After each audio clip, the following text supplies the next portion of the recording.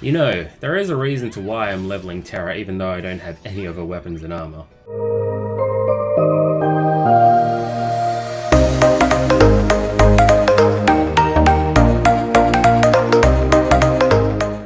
Hey guys, how's it going? So I had you guys vote for who I should review next, and the vote went to R&R because he got the most upvotes. He chose Terra or Bart. I thought I'd go for Terra because I have leveled her up a little bit more than Bart, even though I don't have a 5-star weapon anyway. But she is a very interesting character. As you guys know, she uses green crystals, and she is interesting because she uses chant or buff abilities initially, and that leads up to her plus abilities, Meltdown Plus and Media Plus. Her chance actually increases her max bravery, so you can use that and of course summons to increase it to mighty high heights. The good thing is chant is that it increases, well, it has a high turn rate, so basically you can, at most times, you can use her chant and straight away she'll have another ability, another turn straight after that. So you could either use that extra turn to increase her bravery even more, or use a HP attack or any of her abilities, whatever the situation is. Therefore, her abilities can be used to increase the number of her abilities, turn duration, and also her break power, as you can see, Mighty Meteor and all that good stuff, of course her stats as well. Terra is a little bit tricky to perfect because you need to know when to use bravery attacks. The good thing about her is that her normal attacks are also magical, so if you are dealing with physical resist enemies such as, oh my god, those annoying flans, man, every freaking time is really, really annoying when you're using like Cloud, Wall, and some other character which is physical based as well, which is the majority of our teams, let's face it. So it can deal with them pretty well. Her chant abilities last a few turns as well, so you can combine chant with her normal attacks as well. Terra is most comparable to Van in kind of a way that most people just see her DPS and also see Van's DPS, and they're both top tier characters. And of course the top damage dealers of the game. Even in Japan there was a debate on this on Reddit actually, and I kind of agree with a comment made by Token Y Boy, and I'll read his comment out straight off because it is fairly interesting. Because a guy posted up a post saying that Terra is better than Van, basically, and this guy is saying Van's use is clearing high difficulty content, bravery plus HP attacks are MVP there, so you can surrogate not having the initial bravery to kill mobs without having to wait that extra turn, and getting the pass score for completion means getting the most turn of every action, often OTKing enemies. I totally agree with that. In longer, drawn-out fights, yes, Terra will easily pull out ahead, but that's not why people were singing in Van's praises. Pretty much anyone that can clear all the content in the game before even being level 50. This is the part that I don't necessarily agree with. I think it depends on your playstyle, of course. Say for Stage 5, Guard Behemoth in Squall's event, so right now the edge of the meta goes to people who do more damage, not to people who do more damage, but to do damage more faster, and that goes to the people with bravery plus HP attacks, Van, Cloud, and Squall. Then he mentions that there is a reason why Terra is a triple S tier in Japan. I forgot the guy's name already, but he does the rankings in Japan. It starts with a Altia, I think. Altia, his name is.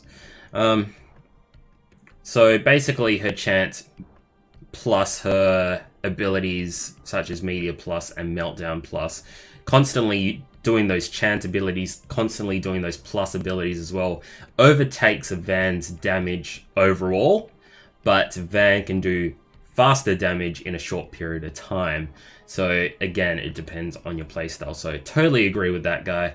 And it is a really fun playstyle to do. Especially, I kind of like the more drawn out fights, even though you do run into these missions here, clear within 30 turns and all that stuff. But you usually meet within that criteria. But you do end up being in longer drawn out fights in, say, multiplayer, and like the guy said, in stage 5 in Skull's event, it can be a little bit tough if the fight is drawn out even more than that. So I thought I'd skip ahead just a little bit here. So I don't think I mentioned this before, but when using her chants, the plus ability, so such as like if I use Meltdown Chant, it would replace her HP attack. So when using Meltdown Chant, I'll get Meltdown Plus on top of her HP attack. So you kind of have to plan it out depending on what strategy you're going to use, of course. So there is quite a big similarity to Meltdown Plus and Media Plus, where they both increase her attack by 3 turns, also increase her current bravery by 1.5 times her current bravery. So that as well. The thing is, with Meltdown Chant, it increases her maximum bravery, and Media Chant increases her speed, so you'll be able to see that in effect shortly. So yeah, let's use Meltdown Chant, so we'll see that maximum buff increase, and there we go. That's usually the one I use first, but again, it's dependent on what kind of strategy you're going to use. So let's use Meltdown Plus. What that does is decrease the monster's defense by 2 turns as well. So it is pretty nice. Also, 1-hit powerful magic attack again. See this. So it's pretty awesome. Let's just do some silly things. Alright, now let's use Media Chant. So this will actually overwrite that attack buff, plus it will give her that speed buff as well. So you'll be able to see that turn count increase by Terra. Boom boom, and there we go. We got her attack again straight away. So usually that is the case. It's not always the case, just keep that in mind when actually dealing with enemies. So the thing is, with Media Plus, it is a very powerful attack. It does 10 bravery attacks, and then, oh, is it? No, it's 9 bravery attacks and then 1 HP attack at the end. So it is very similar to Blade Flurry actually, but this does a lot more attacks. So let's use it. Let's go for it. Boom, boom, boom. It's just so insane. I just love that ability so much. I just have no words for that ability. I've seen it do so much damage as well. Like, I think in one of my multiplayers, I think the Terra was like level 40 or something, and she was doing literally like 7k damage to HP, that is. Because on top of that summon buff that you actually use to increase her maximum bravery, that's 1.5 times bravery straight up as well. This is like no joke. It is really good. So the thing is, when you have her Enhancer Sword, her 5-star weapon, increases duration of Media Chant and attack to 4 actions. Increase power of Media Plus and extends speed down duration to 3 turns. So it increases the duration of her buffs and also the debuffs to monsters. I actually haven't read that before. I'm actually reading it straight off the wiki for DFFOO. If you haven't seen it, it's definitely worth reading for every character if you haven't seen it before. I'll link it in the description so you guys know. Anyway, guys, man, I really wish I had that sword now. Because even just Terra alone is pretty good.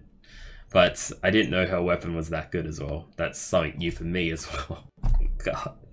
Anyway, guys, I hope you guys enjoyed this video. If you did, don't forget to give it a like, thumbs up, all that good stuff. And let me know who you would like me to review next. There is a lot of characters that I have to look over, I know.